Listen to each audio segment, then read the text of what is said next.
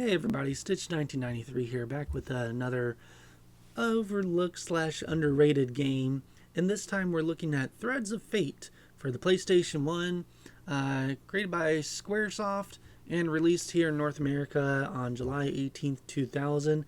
This is a action RPG slash platformer, and this is probably one of the games I have the earliest memories with the PlayStation 1. So this was around 2000 around 2000. My family had just moved, and we needed new appliances for our house. So we basically lived in Sears for a couple months, just my parents going and checking out which washer and dryers and everything needed for the new house. And Sears in the early 2000s was pretty boring. I mean, you had the televisions, but they were all the way over on the other side of this, large shopping area. And I was, oh, 7, so I didn't really want to venture off too far there.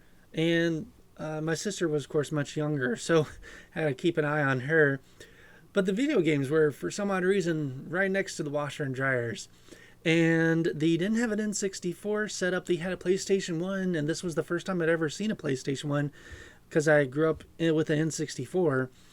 And this was one of the games that they had a demo for. I guess, I don't know if it was a demo, what demo disc they had in there, but Threads of Fate was the one I at least kept trying out. And the main reason was, alright, so there's 2 characters that you can pick from in this game. A boy named Rue and a princess named Mint. Now, Mint is just kind of your average action RPG character. She can use her rings to fight, but she also can use magic abilities, and so you can just attack creatures with either or. Rue, on the other hand, has the more unique ability. Outside of course, just his regular attack, he can also transform into any of the other creatures that you fight. So you first creature you fight is a tadpole. You can then, after that, turn into a tadpole and turn into wolves and tree creatures, all of that. And that was the thing that sucked me in. It was just so cool changing into these cool little creatures, especially the tadpole. It just had such a cute little kind of cartoony look to it.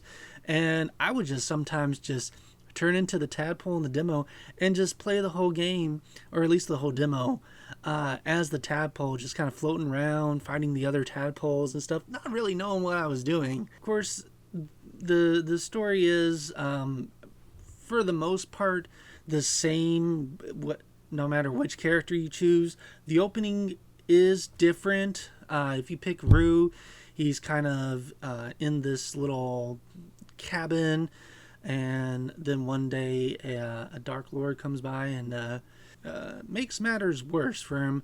But if you pick Mint, of course you start off in a palace, kind of as a spoiled, rotten princess, and then the same character but different disguise comes in, of course, makes your day a whole lot worse. And then after that, the story kind of plays out. You get on a boat and you get to the little town, and then you go off and you fight.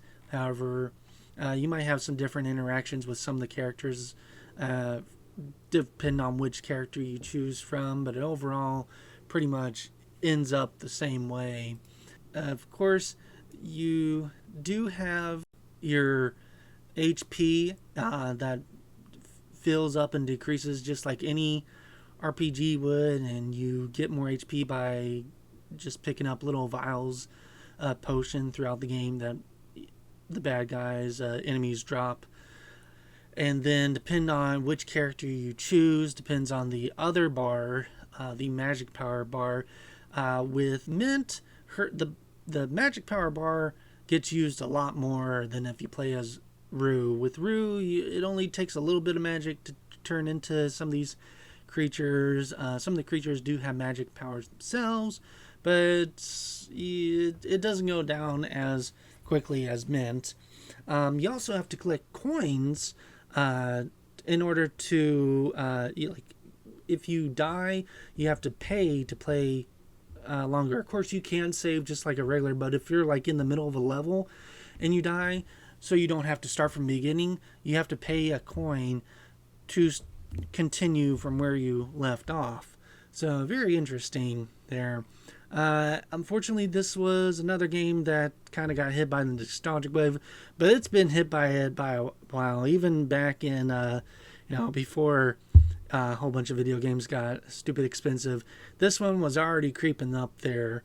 I believe I paid maybe $50, $60 just for the disc back in 2012, 2013, and it's only gotten up there. It's, if you want a full disc and the case and the manual, you're gonna have to be paying out the nose for it basically. But if you can find just the disc, honestly, that's all you really need. I do find it interesting. I know this is by Squaresoft, and they would eventually go on to do the Xeno series and of course the Xenoblade. I always found it interesting. Back when Xenoblade first came out, I thought it was a sequel to Threads of Fate, because the blade that Rue wields looks a lot like the Monado. Let me know if I'm wrong, but doesn't that look just like a downgraded or like a version 1 prototype version of the Monado? I've never played the Xenogear games, so I don't know if that type of sword follows those games and every just game from them just they like that design or what. But yeah, definitely highly recommend checking this out. Now, I believe you can download this game on the PlayStation Network, as far as I'm aware, but don't hold me to that. If you are, I'm pretty sure it'd be a lot cheaper than buying it the original. So if you're okay with just digital, do that, because this is honestly one of the more interesting and unique RPGs for the PlayStation. I'm sorry, I forgot to mention earlier, this was exclusive for the PS1. So yeah, let me know down in the comments if you grew up with this game, or if this is your first time ever hearing about it, and if you checked out this video and then went to play the game and then came back and watched this video again. Let me know what your thoughts are. As a new person now, over 20 years later, does this hold up? Or what are your thoughts? And of course, let me know if enjoyed it either way. And of course, like and subscribe for more videos like this. And until next time, thank you and have a good day.